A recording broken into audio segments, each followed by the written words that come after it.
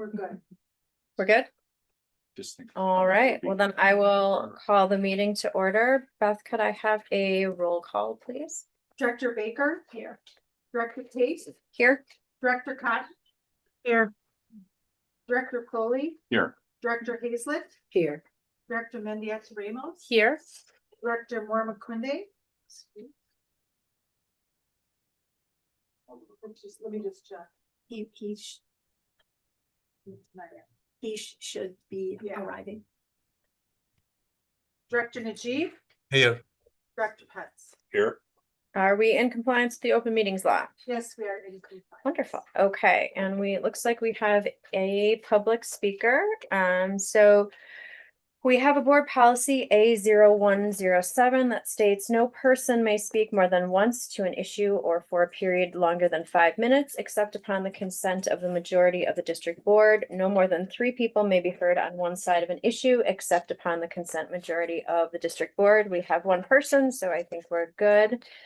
I want to remind the public that negative comments identifying specific personnel via name or position are not appropriate for presentation to the board in public session. The board will not be responding to any matter in adherence to the state of Wisconsin open meetings law, which prevents a governmental body from discussing any specific item that was not publicly noticed on the agenda. So with that, may I have Sam Froyland?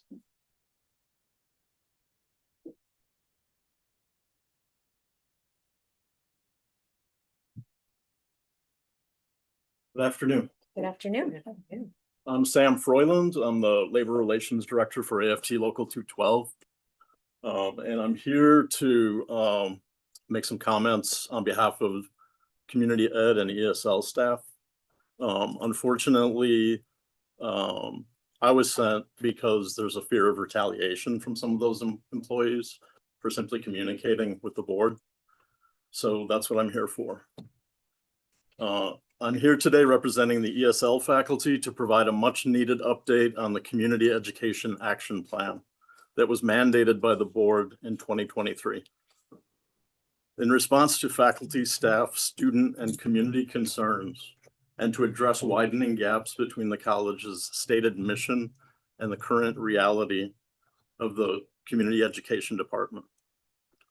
You'll recall that in 2023, the Community Education Action Plan, or CEAP, was created to remove barriers for our most vulnerable students.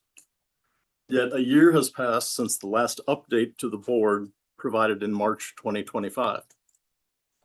The committee ceased meeting and the issues it was created to address have not been fully resolved. And unfortunately, some new issues have arisen. This committee was formed to address gaps and find solutions. The CEAP specifically stated the committee was to meet on a quarterly basis to receive updates from work teams, help overcome identified obstacles to the progress of these teams, and consider moving work team recommendations forward. The CEAP established areas that needed improvement that were later summarized into 8 major categories, which included student intake, staffing, and supporting transition to college programs. While some progress was made and we are happy with many of the outcomes, further progress has stalled, likely due to transitions in leadership. We are concerned that without continued oversight by the board, the goals of the CEAP will remain incomplete. This is especially important because of an upcoming state audit scheduled for April of this year. Our ask is that the board request leadership in community education reopen work on the CEAP with collaborative faculty involvement and provide updates on its progress to the board. And as I was sitting here, another issue in community education was placed before me. So I haven't had an opportunity to review this, but I'm going to read it to you anyway. Dear MATC Board of Directors, I'm writing on behalf of the 5.09 HSED program students and faculty. The program was developed, approved by DPI, and launched in fall of 2016. Since that time, it has grown significantly from an initial cohort of 15 to 20 students per semester to approximately 200 to 250 students by spring of 2025. I've been fully committed to supporting and sustaining this growth. In 2021, Ms. Kelly Mulvena joined as an additional faculty member. Together, we expanded the program to serve 4 distinct student pathways: English-speaking students, native Spanish speakers, ELL, and STAR Reading 5.09 HSED cohorts. And if you ask me what any of that is, I might not have the answer for you. Through these efforts, the program has consistently, I know there are smart people in here who know what I'm talking about. Through these efforts, the program has consistently increased its number of graduates, reaching 125 in the 24-25 academic year. Of these graduates, 80 plan to attend college, 40 remain undecided, and 5 do not intend to pursue further education. Notably, our program has exceeded the number of GED graduates at the college. As the program expanded, so did its operational demands. In addition to our limited Zansel duties, we dedicated extensive hours to student intake, registration management, advising, portfolio organization, and artifact collection to document student competencies.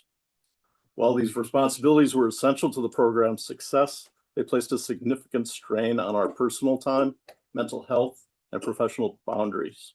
At the same time, our Zansel responsibilities were reduced. We assumed these responsibilities because they were necessary. However, the workload became unsustainable without adequate institutional support. The systems and infrastructure we developed are complex and critical, yet largely invisible outside of our team. Over time, it became increasingly difficult to maintain program quality while also protecting our well-being and professional integrity, particularly given limited support and inconsistent compensation. Despite repeated requests for additional resources, minimal support was provided. Promises of assistance were often unfulfilled or resulted in only partial measures. In spring 2025, 230 student applications were submitted, and we supported applicants through each step of the onboarding procedure. Most were successfully enrolled. However, following our resignation in August of 2025, students experienced significant barriers to communication and enrollment. Community education advisors were not permitted to assist with application processing, and during the fall 2025 semester, enrollment declined significantly. Students attempting to begin or continue in the program encountered ongoing challenges. For several years, the 509 HSED program has been undervalued and insufficiently supported. Requests for assistance were frequently delayed or denied. Only one advisor was assigned to support the program, and that individual was responsible for ELL, GED, and HSED students simultaneously. This workload proved unsustainable, ultimately leading to her resignation. Although some improvements have begun this semester, the broader issue remains. Our repeated requests for support were not addressed in a timely or effective manner. After a semester marked by persistent student complaints and breakdowns in essential processes, we reached out to Dr. Isahaku in December, but received no resolution. We also met with Dr. Cruz last month and did not receive follow-up or feedback. Communication attempts, including multiple emails, have gone unanswered, and many continuing students were lost as a result. The workload that Ms. Mulvena and I previously managed is now being distributed among multiple advisors, and new student processes are being implemented, developments that are both necessary and appreciated. However, the prolonged lack of support and the deterioration of the program last semester should not have occurred. There appears to be a lack of accountability at the administrative level, with decisions and inaction negatively impacting both the integrity of the program and the needs of our students. Due to time constraints, I've provided a summary of the most critical concerns. I welcome the opportunity to answer questions or provide additional details, particularly regarding the internal operations of the 509 HSED program. That was a lot of information. I'm happy to print copies for people if they want as a follow-up. Could you send it to Beth and then she can get it to us? Pardon me? Could you send it to Beth Sure. and then she can get it to us? Thanks for your time. Thank you.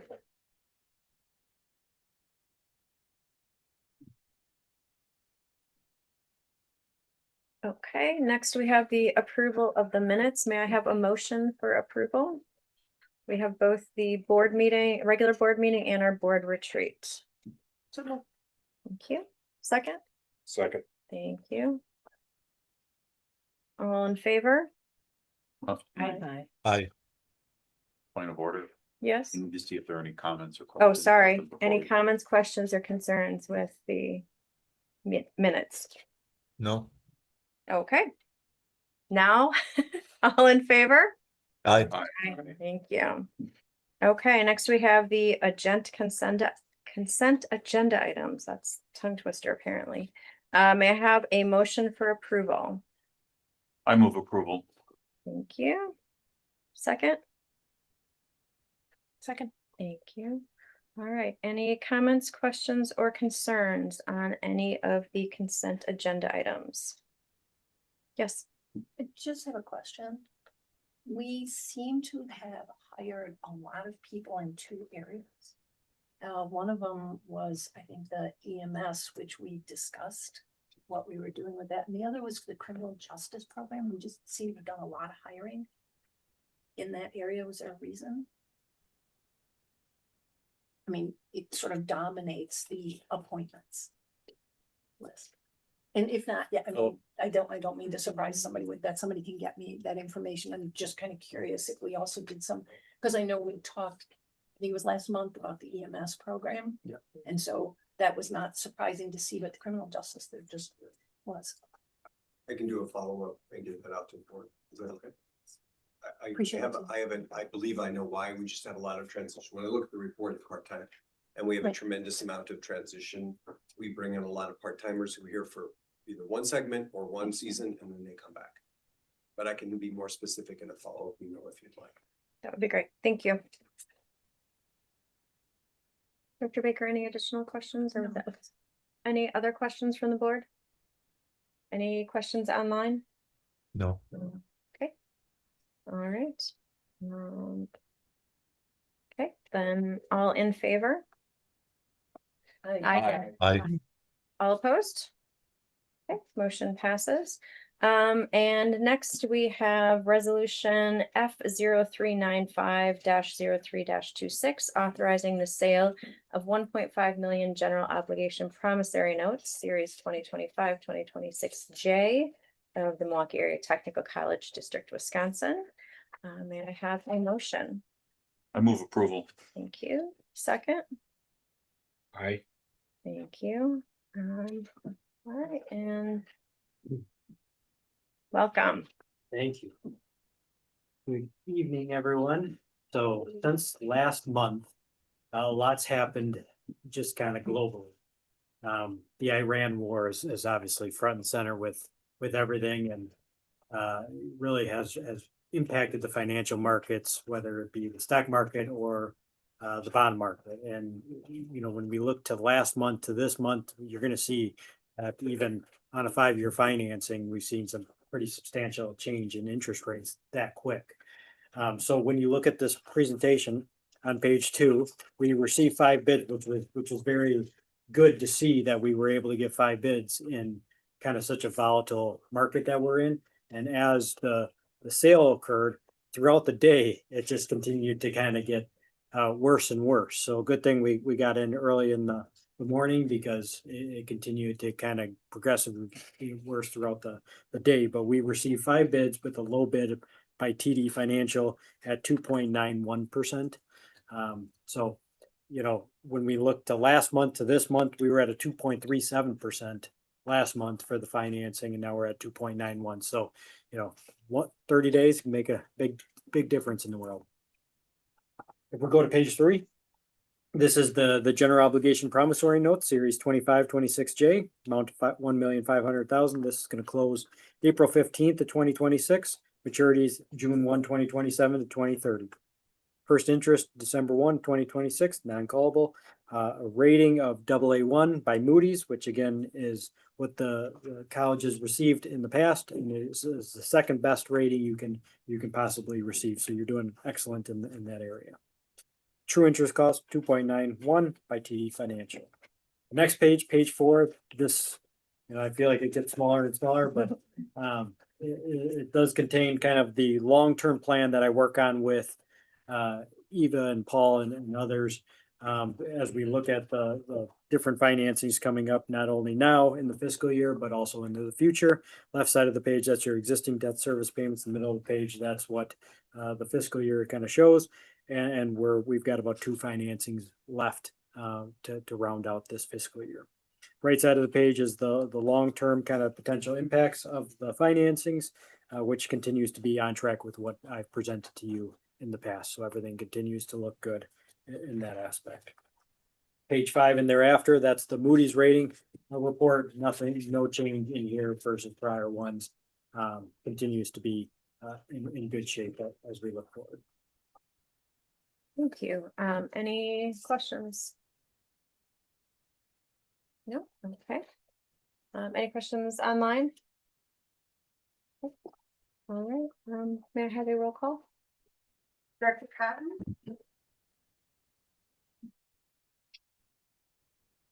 Yes. Director Foley, Aye. Director Hazlet, Aye. Director Mendieta Ramos. Aye. Director Moore McClinday. Aye. Okay. Director Najib, Aye. Director Pence, Aye. Director Baker. Aye. Director Case. Aye. Okay, motion passes. Thank you. Next we have resolution F0396-03-26, authorizing the issuance of 1.5 million general obligation promissory notes, series 2025-2026 K of the Milwaukee Area Technical College District, Wisconsin. May I have a motion? So move. Thank you. Second. Thank you. Any questions for Justin? Same as last month? All right. May I have a roll call, please? Director Foley, Aye. Director Hazlet, Aye. Director Mendieta Ramos. Aye. Director Moore McClinday, Aye. Director Najib, Aye. Director Pence, Aye. Director Baker. Aye. Director Cotton, Aye. Director Case. Aye. Thank you. Motion passes. Thank you so much. All right, next we have a policy review. This is the revised pre-employment criminal background check. Dan is going to present. This is a first read. Okay. Good evening, everyone, and thanks for having us here tonight. This is attachment 6A to the agenda. And you'll note that this is the pre-employment criminal background check policy. The last review was back in 2018, and essentially, I don't believe there were any changes back then. The original policy goes back to 2007. The previous version was very short and just mentioned the obligation to do it. This does a good job, I think, of summarizing some of the detail and scope in terms of coverage and responsibilities. And Office of General Counsel, I specifically think I want to thank Jeff Jensen for doing a lot of the legwork on this and the research. And then this is a policy that's administered through the Office of Human Resources. So just to summarize, the intro part explains who's covered by it. Sometimes there's been a little confusion over the years. Does this cover student employees? Does it just cover faculty? And it's pretty clear it covers all employees, both part-time and full-time. It covers student employees as well. And these are post-offer checks that are made. So that's usually employment offer is contingent upon these checks being completed.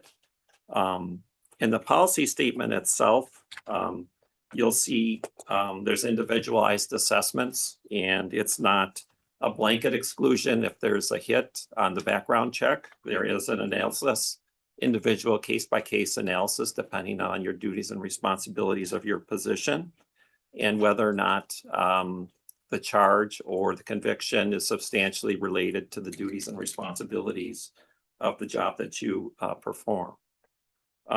There's another level of scrutiny and review if you serve vulnerable populations, and the people that fall in that category most often would be some of our healthcare employees in the healthcare pathway that work in hospital and clinical settings, also in childcare settings. But the caregiver talks about vulnerable populations. Mostly this would include children, minors, disabled individuals, and the like. There is clear language that this does apply for our dual enrollment employees, those instructors and staff that serve dual enrollment students. But I think that is essentially a lot of it. It spells out in terms of the Wisconsin sex offender registry checks that we do for all employees, and we also run a national check. And these background checks are done by two resources. One, we have an external vendor checker, and then the ones within Wisconsin through the Department of Justice, our HR staff does those. So that's just kind of a general overview. I'll open it up to questions. Any questions in the room? Go ahead. Is this like other colleges or like the state system has? Yes, to the other, similar to other tech colleges, yes.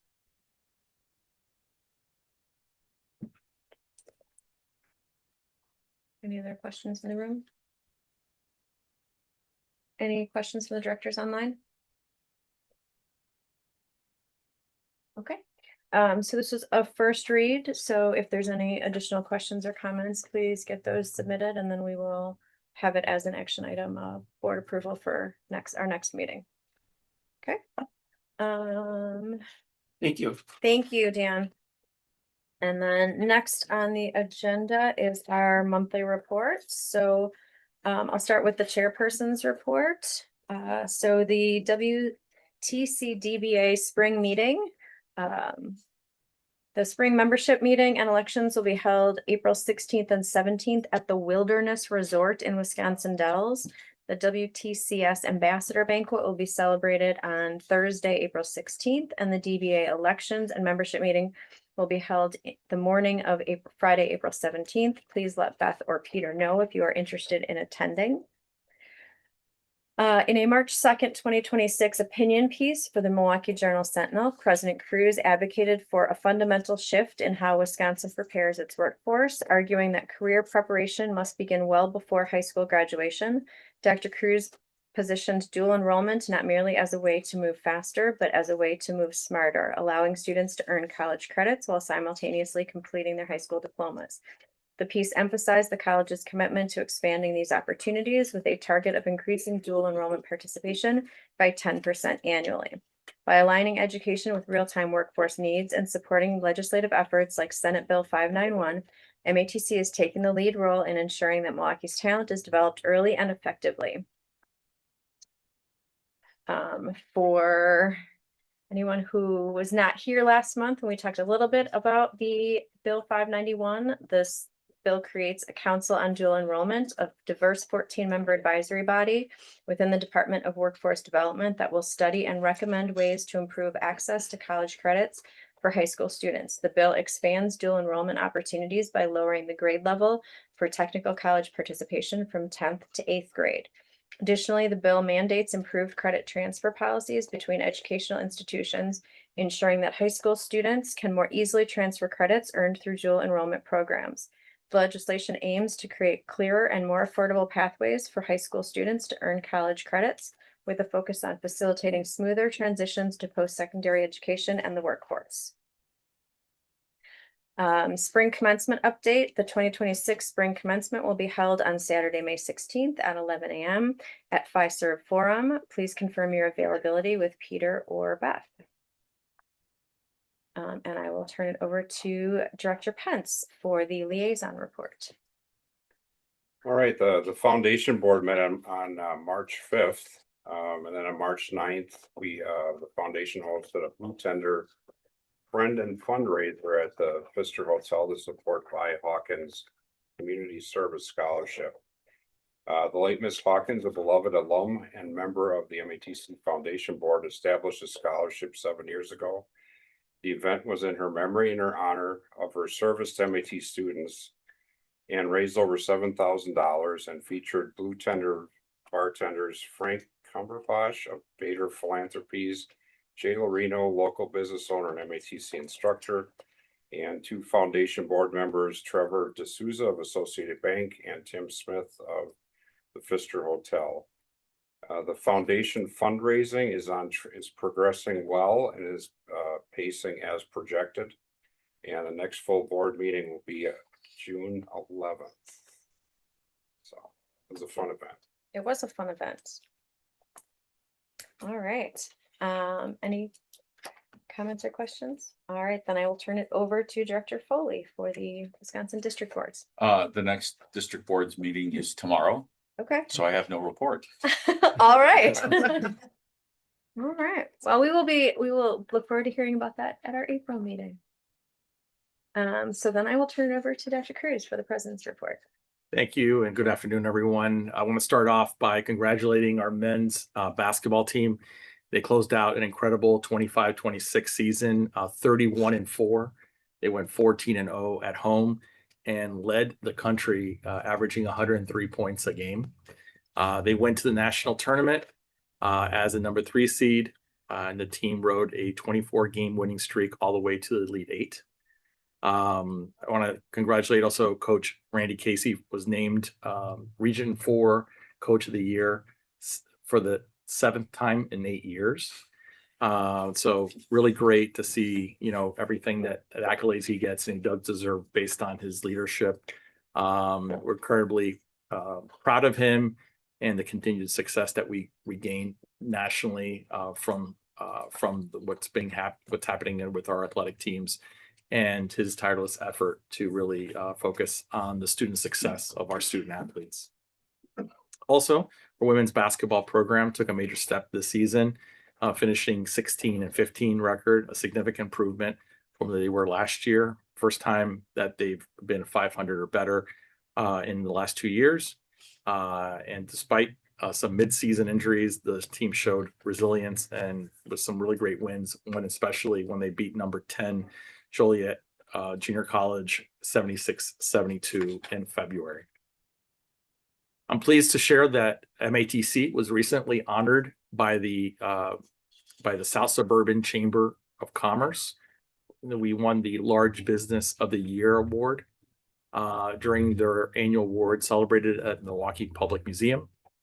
This honor highlights our unique role not only as an educational institution, but also a leading economic driver and a premier workplace for suburban in the South Suburban corridor.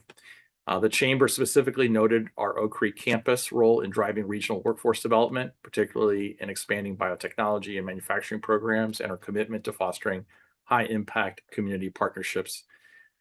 This award reinforces our Ascend Together strategic priority of building community trust, providing MATC not only a bridge to student success, but a fundamental partner to the businesses in our greater Milwaukee area. Our Oak Creek campus was the site of our legislative forum, Pathways to Prosperity, on March 2nd. This event provided elected officials, which we actually had about 50 elected officials and other dignitaries on hand, including many of our board members, an opportunity to see firsthand how we drive economic mobility in our area by providing really state-of-the-art career-focused programs.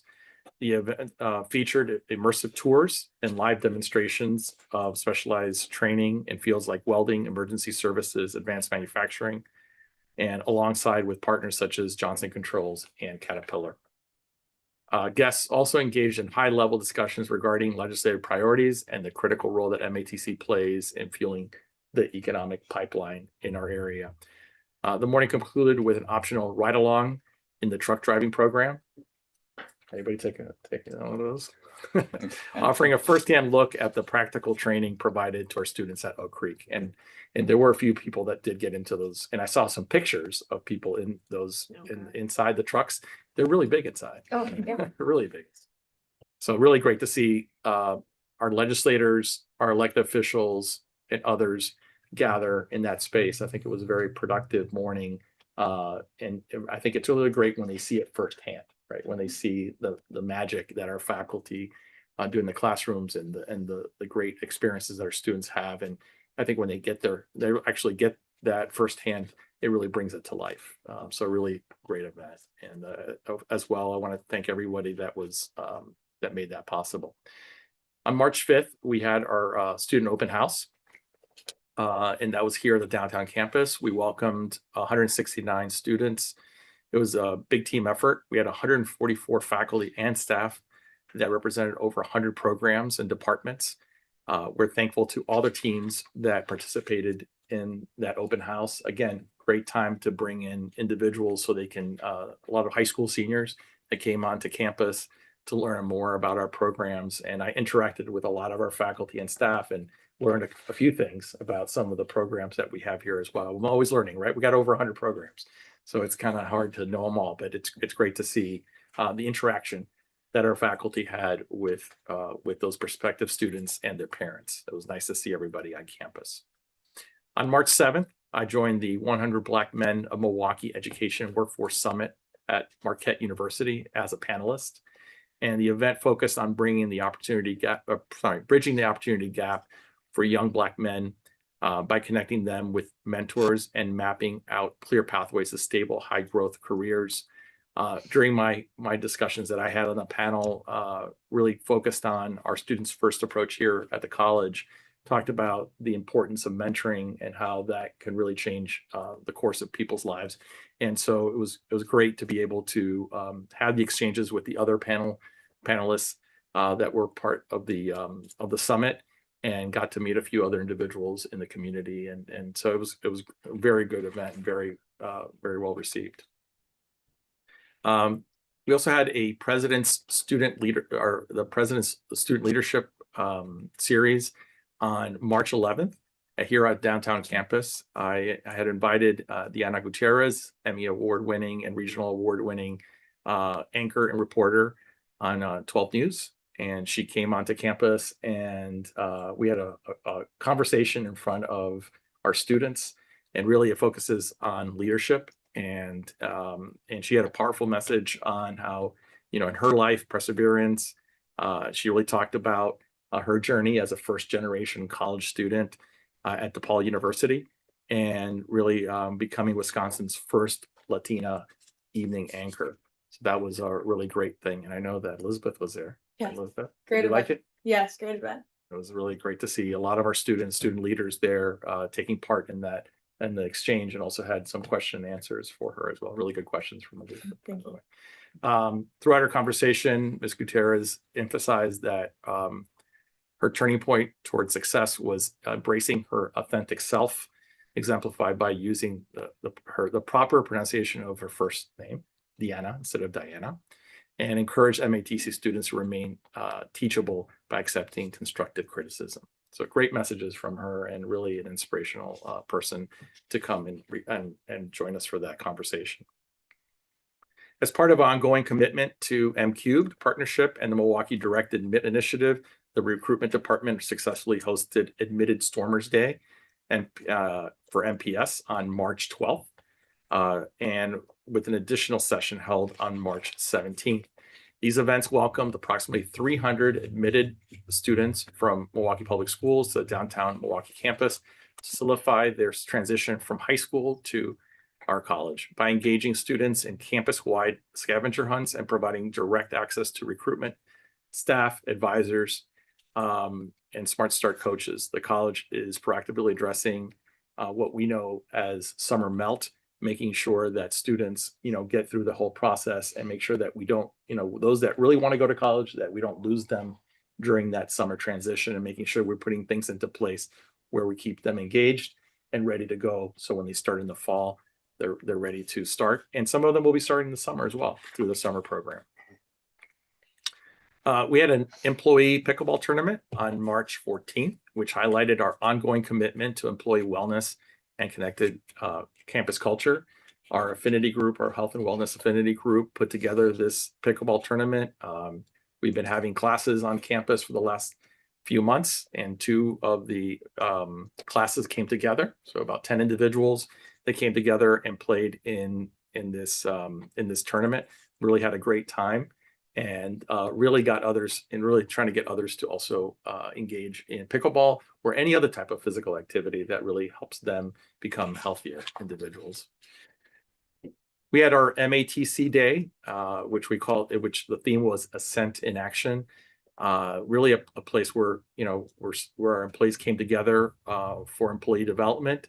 And that took place on March 18th at the Baird Center, focusing on our strategic plan's alignment with the students' first mission. Full-time employees and participating part-time faculty joined college leadership for a general session that reviewed institutional accomplishments and future objectives. And we had over 800 employees join us for that day of learning and engaging. The keynote address was delivered by Dr. Tia Brown McNair, a nationally recognized expert in student success and vice president of the Alliance for Higher Education. Her presentation provided practical strategies for bringing operational silos to better support the student experience. The afternoon featured professional development workshops on key topics such as AI and technical education, employee well-being, and brand ambassadorship. On March 19th, MATC conducted a dual-purpose faculty professional learning day. A significant portion of the faculty hosted the Explore Your Future event, welcoming nearly 2,000 Milwaukee Public School students across our 4 campuses for immersive, hands-on career snapshots. And I was able to actually go around to a few of them that were here on this campus. Really great, again, environment where students who are still in, exploring different career paths come onto our campuses and get to do this hands-on type of work. So I was with some of them that were doing some pastries. They were doing some of the pastries through the culinary program. Also went over to the cosmetology area as well. And so it's great to see how we're engaging students very early on to make sure that they understand and they have a better view of other things that they can approach. And while the outreach was underway in the labs, remaining faculty participated in the series of professional development workshops, and it's centered on teaching and creating different approaches to teaching. This week, I'll be visiting the last of our campuses for our spring semester's Coffee with Crews series. We continue to see really good turnout at these sessions where I get to meet our students, our faculty and staff, have some coffee and some really great conversations. I think it's a really simple thing, but a really effective way of really connecting with individuals. And I want to thank everyone at the different locations that put these events together. And always a great time to have these conversations with faculty, staff, and students. Our enrollment report, having already surpassed our budget enrollment goal for this current year, we have shifted our focus to a more ambitious, aspirational, bold target goal of our strategic plan. Looking at the academic year as a whole, the bold target was 9,500 FTE.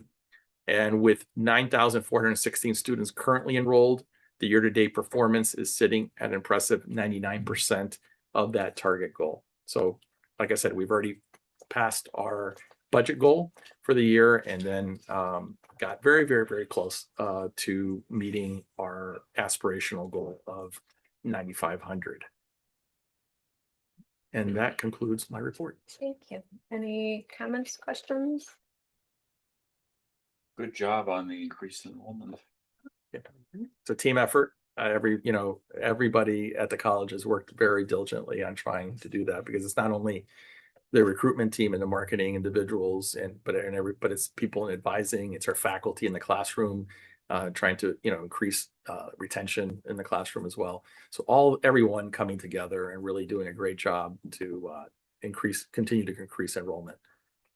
And while the aspirational goal of 9,500 is pretty large, we almost got there, and I see that's something that will continue to grow as time goes on.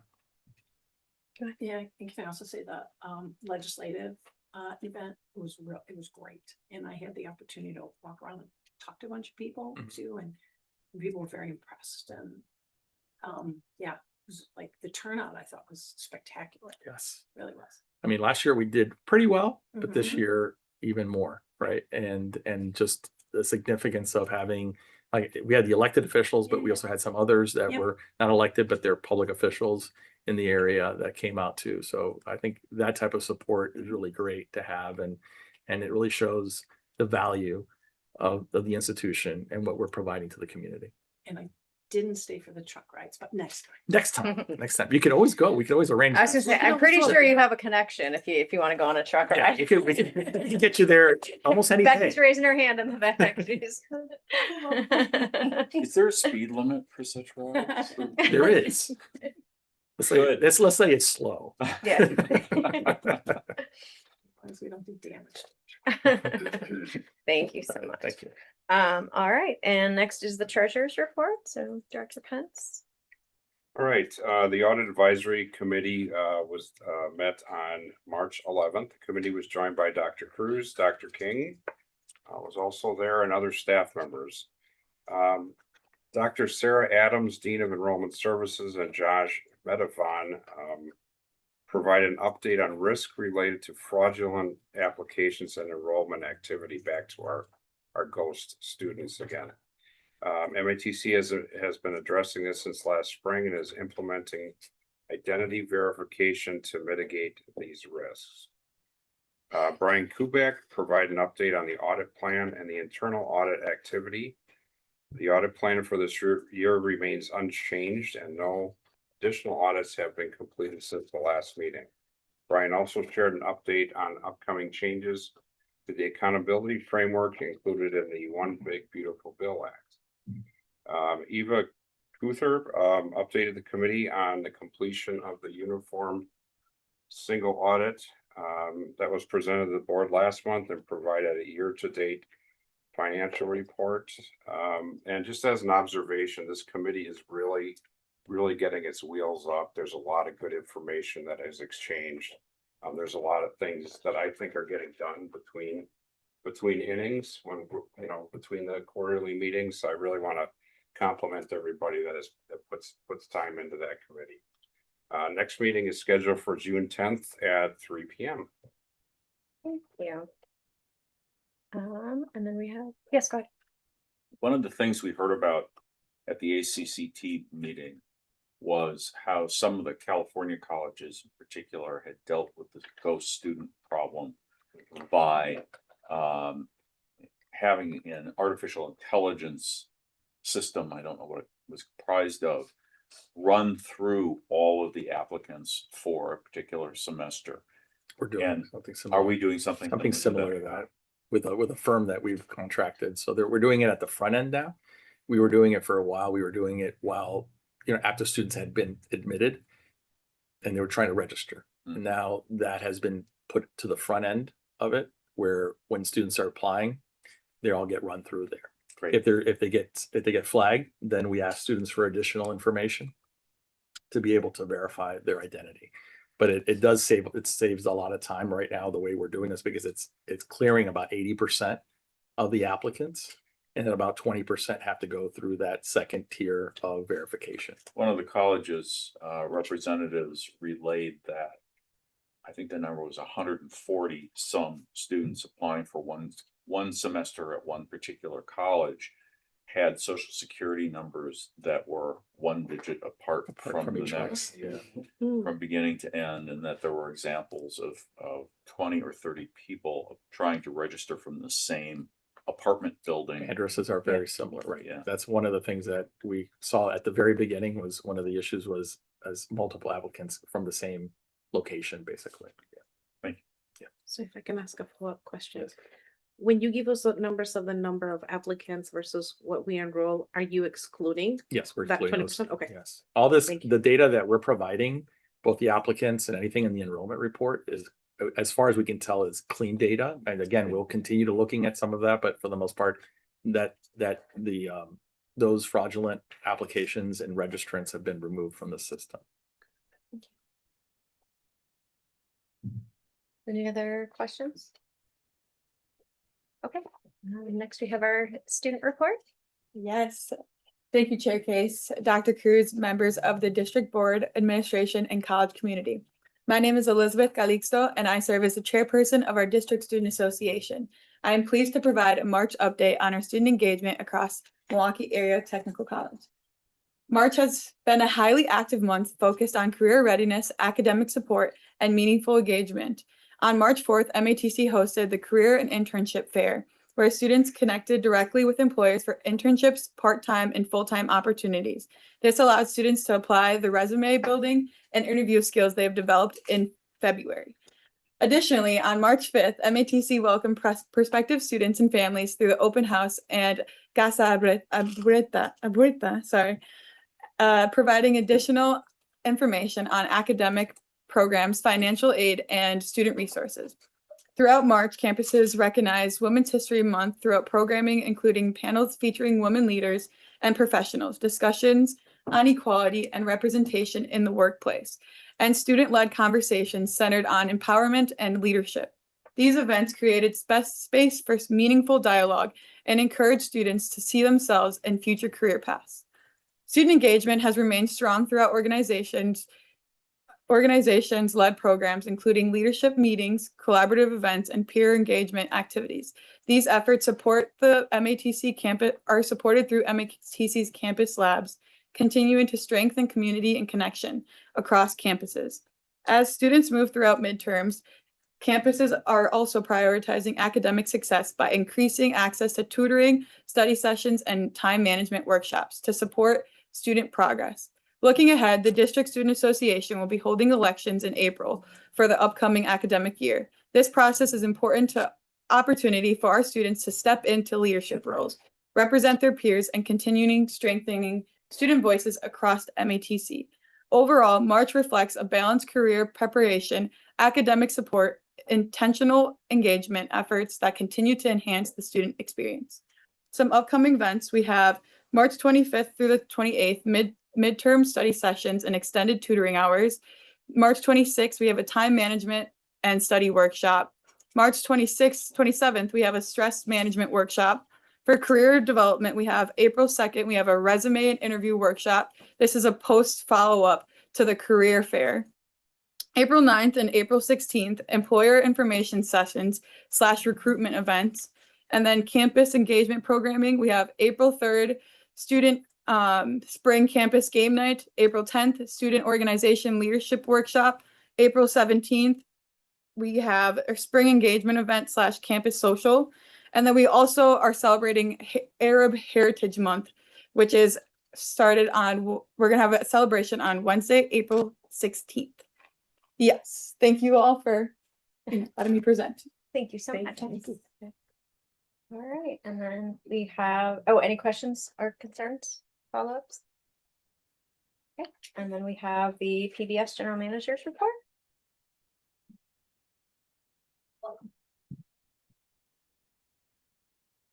Hello. Hello. Hi. You may remember our revenue goal is $9 million. We're about 88% towards that goal. Yay. And you may remember that when we've been working to raise our number of members, we've been around 40,000 for a few years. It fluctuates up and down a little bit, but right around that. And I'm really excited to tell you that we're currently at 44,080, which is just phenomenal. Just great community support. A lot of things have happened in the last year, but we're grateful for all the support. APTS, Public Media's Lobbying Group, held 2 half-day sessions, virtual meetings, to discuss federal funding, state funding, and FCC updates. Members of Congress are working to finalize their fiscal year 2027 funding requests this month. While there isn't a path forward to restore federal funding quite yet, they are optimistic that funding could be restored for Ready to Learn. Although currently there's no path to distribute funds since CPB closed. Still a lot of information about that. It used to go through the Department of Education. Department of Education's undergone a lot of changes, and that wouldn't be the place that it would be distributed through. So we'll wait to hear more about that later. There's a call scheduled for April 8th to learn about the current status of Ready to Learn funding. So we'll probably learn a little bit more that date. On March 14th, we had our first Be My Neighbor Day with supported by a grant from Fred Rogers Productions and PNC Bank. And our partner, the Main Library downtown. We celebrated kindness, and Daniel Tiger was a superstar of the whole thing. There were more than 1,600 people at that event, which was just absolutely fantastic. We all loved it. There were probably 20 of our volunteers, and we just station volunteers, and we had a lot of conversation with parents and kids, and we collected some testimonials that we'll show later. But it was just a really great day. We had several stations for kids and parents to draw and color, write a note on a card, put it in a post office box, which we would mail. We got the cutest notes to Daniel Tiger. Prize drawings, and every child, the first 400 got Daniel Tiger ears and backpacks for the first 400, and then we collected, we wish we had had more because we had so many more people, but we'll know for next time that we'll have more. On March 19th, the FCC began accepting applications for new TV translators and low power transmitters. The last time the FCC opened this window was 2010. So it's been a while. To say there's pent up demand is an understatement. It's on a first come, first served basis. So when it opens at 12:01, you better be ready to submit. And we did. We worked with our DC lawyers, and they did submit on our behalf. It's a very competitive process. We applied for 2 translators to enable us to distribute an ATSC3 signal. It would cover the majority of our coverage area. Just a reminder, ATSC3 is next gen TV. It's not mandated yet by the FCC, but at some point in the near future, we think that will happen. And there are a lot of stations that are waiting on that. It merges the over-the-air antenna TV with IP backbone. It enables 4K HD picture quality, immersive audio, enhanced targeted emergency alerts, which we're most interested in, personalized targeted weather, and adds to improved mobile reception without using data. We won't hear anything for a couple of months, but when we do, we'll be sure to let you guys know. We'll be really excited. The ATSC3 signal would lay on top of our current signal, and until it's mandated and everybody switches over to 3, we'll be on the 1 and 3. So we'll hope for hope to move to ATSC3 soon. We're working with the MSO to capture their America the Beautiful program on May 23rd in celebration of America's 250th birthday. Follow a musical journey that showcases the evolution of American music from spirituals and gospel to ragtime and blues. This is a huge production. They have 3 performances, 3 days, and we'll be recording 2 of those to make sure that we get everything and won't have to do it in just one take, which is nice. We now have a full senior team. Our new COO, Beth Walsh, has been here for 2 weeks. She worked at CPB as well as stints at PBS, WGBH in Boston, and ComScore. She has significant experience in data collection, research, and analysis. We're fortunate to have her on the team. And although we're still working to fill many positions, it's really nice to have the senior team filled out. So we're really, really happy with that. You may remember our new chief content officer started about 3 months ago. And our new chief technology officer started about 9 months ago. So very new team, but really excited to have them on board. I'll be happy to take any questions you may have. A couple of quick questions. You said that in the most recent APTS report that they thought there was support for restoring funding to the Ready to Learn program. Yes. last time I was on the Hill, I thought that had actually been approved. Did something go backwards or was there an approval of something else? I don't, There was, I think it was $30 million for the fiber optic network system and about $30 million for something else. I don't think that was for the previous year. Oh, that's right. It was for the year. Right. Got it. Yeah. Okay, so now we're talking about the 26, 27 fiscal year. 27. Yeah. Okay. Thank you. Yeah, you're welcome.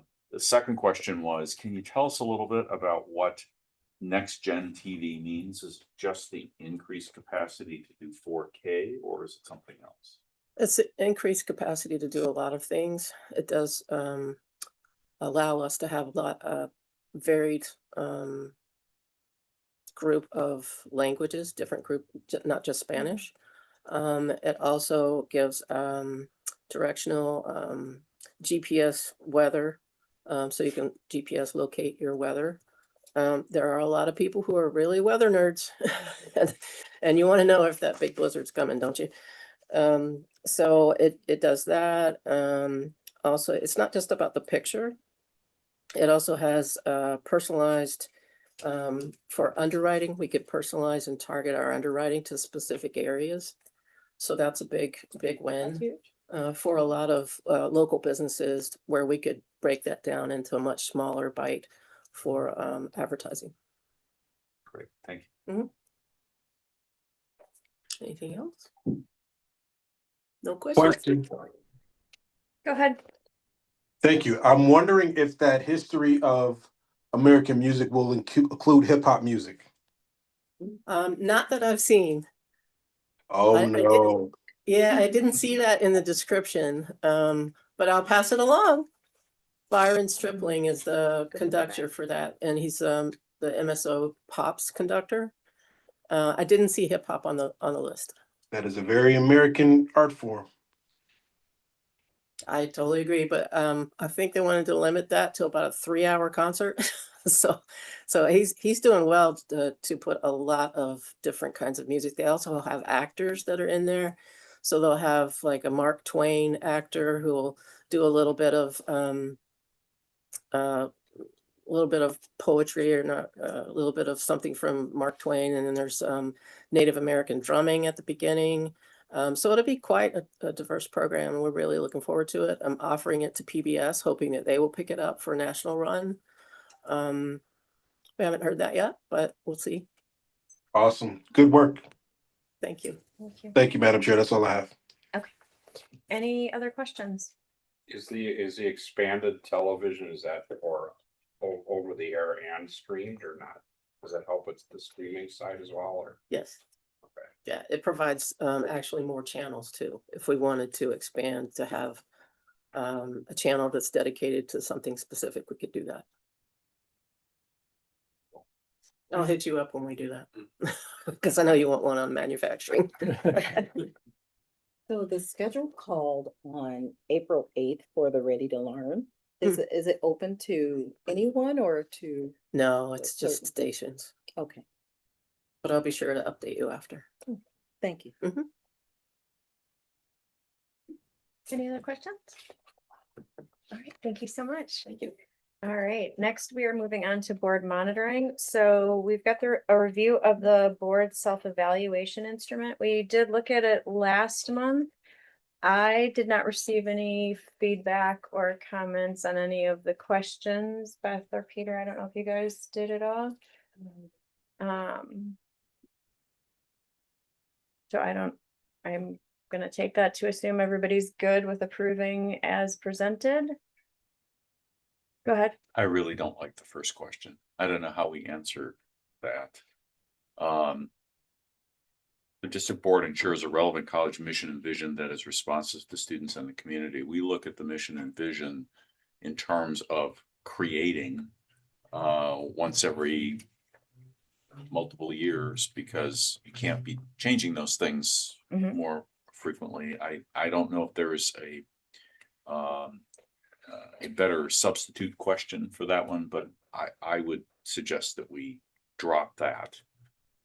maybe develop something more specific out of it, but I think we need to give some thought to whether that question is really worth the effort we go through to try to find relevant stuff to say about these things when it doesn't really seem to affect what we're doing. Is there any accreditation specific pieces that we need to answer coming out of a question around vision and mission? Go ahead. Sorry. Everybody's over there. Sorry. Sorry, Jenny. I'm So the first criterion for our accreditation has to do with the college's mission. And so we are always looking for evidence that our important college stakeholders understand the mission, value the mission, can think of examples of how we are living the mission, delivering the mission. And so I understand the question, but I think it's valuable for us to have as part of our regular activities, that some consideration of the mission and some opportunity for important stakeholder groups to share how they are contributing to the valuing of the mission. Does that help? That's what they should say. Yeah, so let's just change the word. Yeah. Okay. So we want to elicit a few examples of how the board is contributing to that. I think so, but I'd also like to hear again or see in writing what you said the accreditation consideration was, and it had to do with assuring that everybody who works with and for us understands and supports that mission, as opposed to the board ensures that there is a mission and vision. I think what she said is around stakeholders being Yes. understanding and examples of, which I also we are think considered. it means we need to understand. it. Right. I think And that's what it Since is. this is us evaluating ourselves, we have always had something on the board's evaluation that says one way or another, like, we get it. Right, we about understand what it. the mission and vision is. So we could reword this to be more relevant and effective. Yeah.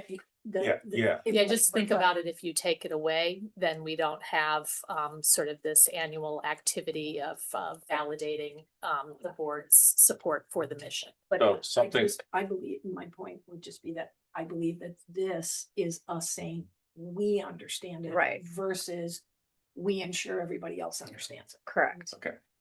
And that's not what it says. Okay. So I think there are two parts as I'm listening to the conversation here. The first is that the board ensures that it knows the mission and vision.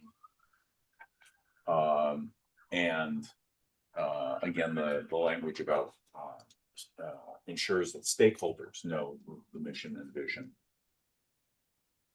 You can do better than that, but Somebody can do better. Yeah. I think the point of this is just that we get it. This is us evaluating our own understanding. Versus the staff who makes sure that everybody in the college gets Right. engaged in the process. This is us saying we understand it. We connect it to the work that we do. We Somebody can use it as a guiding principle in our decision-making process. I like all of that better. So is there, so I think Jenny and I can work on, are you okay with that? If we work on rephrasing that one to what reflects the conversation we just had and still hits the accreditation piece? Are there any other questions that are of concern? I know that's the one we talked about last month. Just out of Yes. curiosity, Madam Chair, how is the data used once it's collected historically? It is collected anonymously. Well, it's summarized anonymously, and then we get it back sort of as a board to review and talk about if there's things that we need to do differently or if there's things we need to focus on, learn more about. So it's our self-evaluation instrument, so mostly for us to use. Thank you. Yeah, go I ahead. think there was one other question that Okay. we talked about last time, Mhm. which is number 8. Okay. The district board understands WTCS state requirements, statutory, and reviews appropriate WTCS reports. And my question last time was, what reports are we asking the board members to review? And I don't think we have an answer to that question yet. Jenny, is there a specific accreditation piece related to the district board? Our understanding or connection to the district board? It's to WTCS. Yeah, yes, board. what's the Requirements, state yeah, board? Sorry, the state board, sorry. system, yeah. Yeah, I think that that particular question is asking about your regular engagement with the resources that the system puts together. Mhm. And so, for example, there's a graduate outcomes report that is done regularly. So, yeah, I mean, I guess.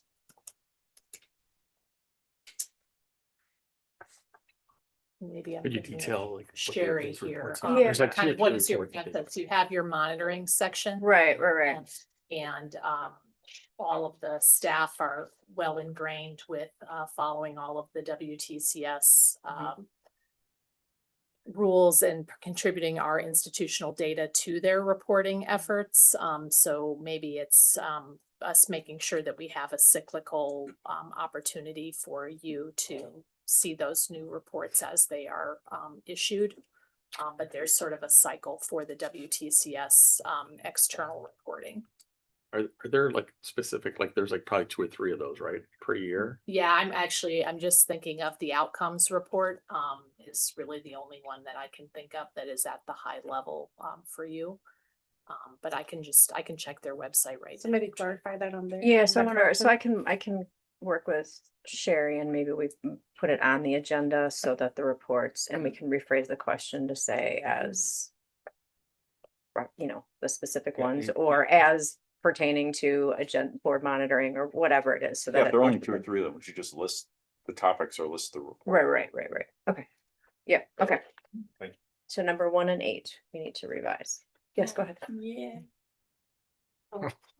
And number 7. Kind of like leaving it generic, because what if they come up with a new report? Yeah, I think What if they change, you know, I think what it's saying is, are we, you know, reviewing them? Do we know about them? And if we're like, gosh, we don't even know what they are, then our answer is probably no, and we're not doing a good Right. job there. So we should That's a know good what they point. are, but if we list them and then the state decides because of new federal requirements or Yep. whatever to have some new report, I'd rather leave it a little open-ended. So we can reference like, For instance, you could say. right, for or example. as per our board monitoring, or if there's a policy or something, we could reference that and say, for example, and not leave it super locked in. And then we should be asking ourselves this question as we fill these out every Correct. time. Is there another report, or are there other reports or change types of reports that we should be looking at, and what are those? Okay. Thank Yeah. Could ask that at your meeting tomorrow, maybe. It's not on the agenda. Don't you have new Don't have business? business, yeah. I'm just kidding. Okay, so I will work on rephrasing, updating those 2 and getting an update. Beth, can we do that via email, or do we have to punt it to April agenda then? For question 8, just or. No, so we are good with it, except for we want to rephrase questions 1 and 8. All of question 8 or just the part about reports? I'm just gonna go with all of it just in case. Because the beginning is talking about when you approve the 3-year facilities plan, when you approve the budget, I mean, there's certain statutory requirements. that Yeah. it Allows you. Yeah, And then the report piece, I'm not even sure what exact reports, so. right. We could do that by email and dig Okay. a bit further and then bring that back next month. Okay. But we're kind of running out of time to fill out the. Understood. Yeah. That's why I was asking if we could, if we were okay doing it in April, or if we could do it like a consent agenda email or something. I know I do that. All right, so we will follow up on questions 1 and 8 and either email or add it to the April agenda or final approval.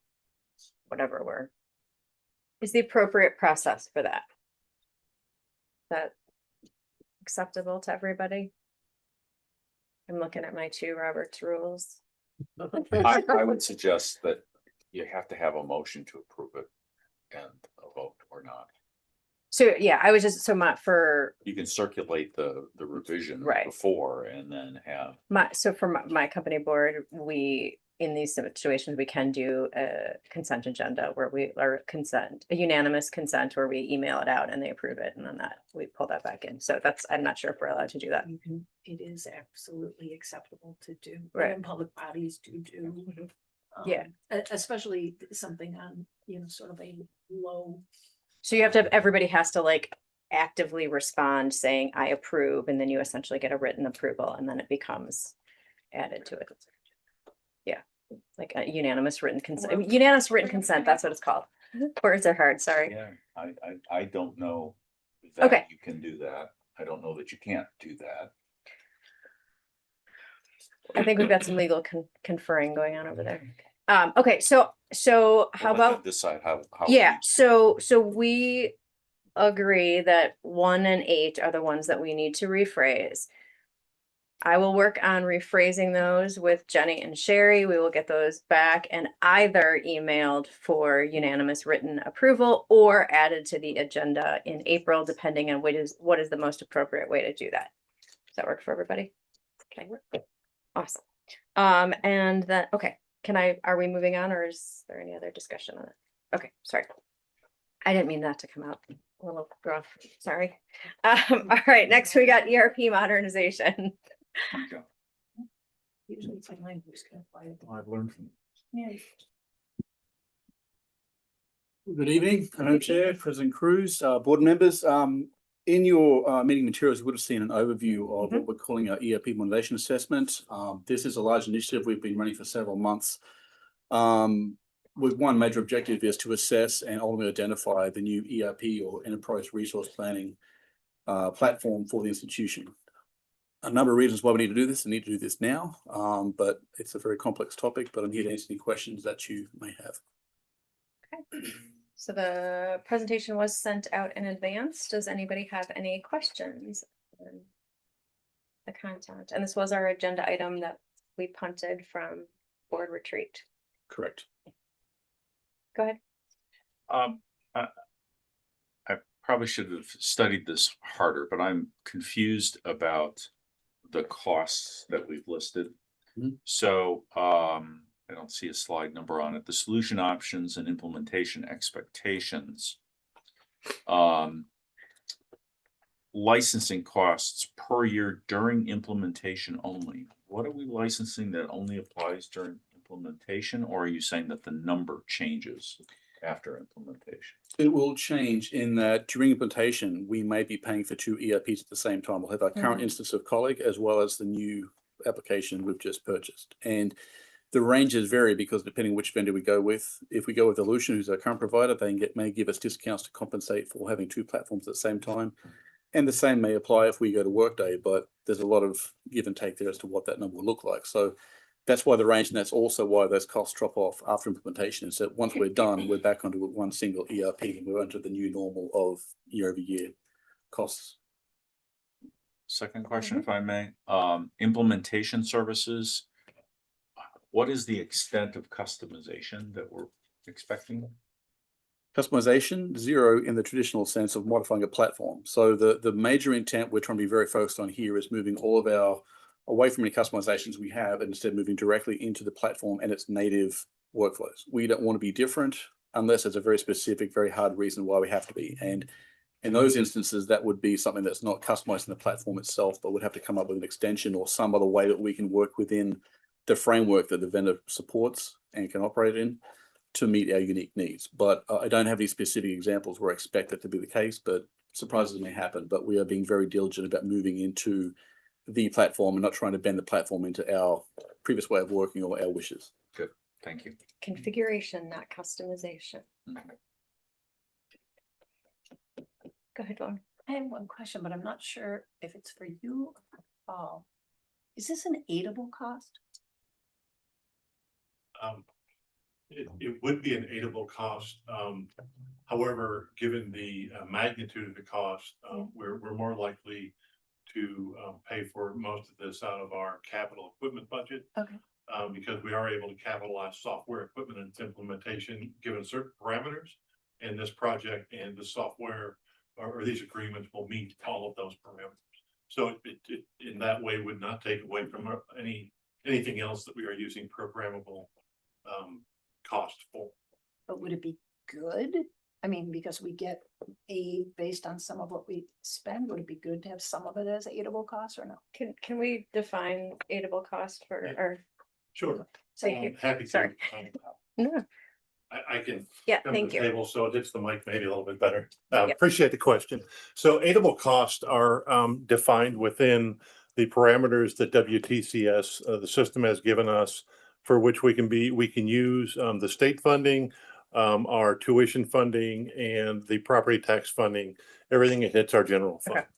There are certain costs that are not aidable, that we are not allowed to use those dollars for. So as I understood the question, does this fall into that category? It does fall into that category.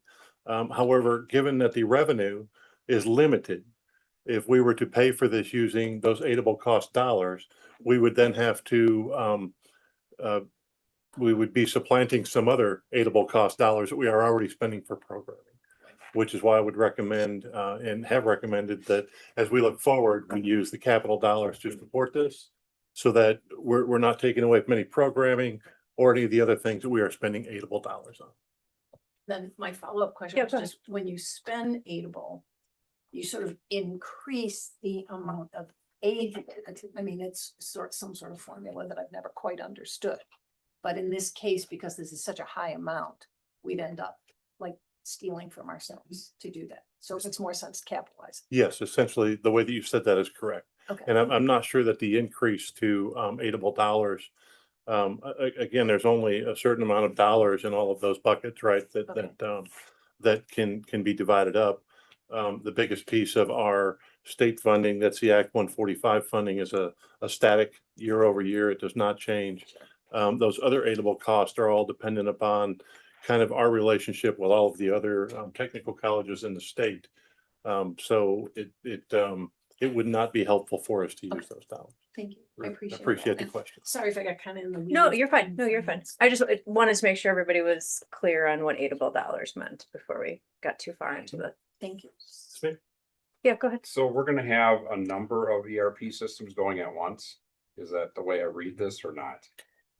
There will be a time we have two, because it's an extensive operation to move your operations from one platform to the new one. It's not something we can do in a weekend. And so there's going to be a lot of configuration and testing. And so there will be a period of time where we have two systems. One will be live that we're operating off, and the other one will be building and developing and testing. And at some point there'll be a cutover, and then that becomes our live one. But for a period of time, we'll be purchasing or paying for two systems at the same time, unless the vendors are so generous they want to give us a new one for free until we're live. But we can ask, we'll see what answer we get with that, but that's why we'll have the concurrent costs.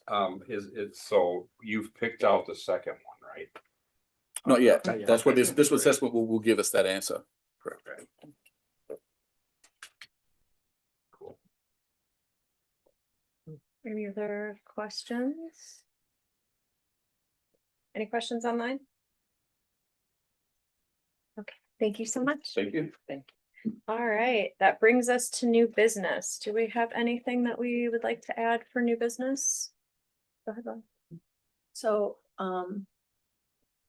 in the public comments, right, we once again heard about some of the things happening in our community ed, so it sounds like it'd be good to get a refresh on that. We haven't heard about it for a while, and one of the things that was said is that there is a state audit of the program, so maybe we could hear a little about that too. If those in order there. Okay. Any other new business? Okay. For future events, April 28th is our next district board meeting, 4 p.m. in this room. And also on May 16th, we have the commencement at 11 a.m. at Pfizer Forum. If you're able to attend, please let Peter and Beth know. And that our next agenda item is our closed session. I move that the district board convene into closed session pursuant to section 19.851C and G of the Wisconsin statutes to discuss item 11A, litigation update. The board may reconvene into open session to take action on matters discussed in closed session under item 11A if necessary. I have a second? Second. Thank you. All right. You need a roll call? Director Haslett, No worries. Okay, yes, aye. Director Mindy Three. Aye. Director Marma Kunde, Aye. Director Najib, Aye. Director Pence, Aye. Director Baker. Aye. Director Cotton, Aye. Director Foley, Aye. Director Kate. Aye.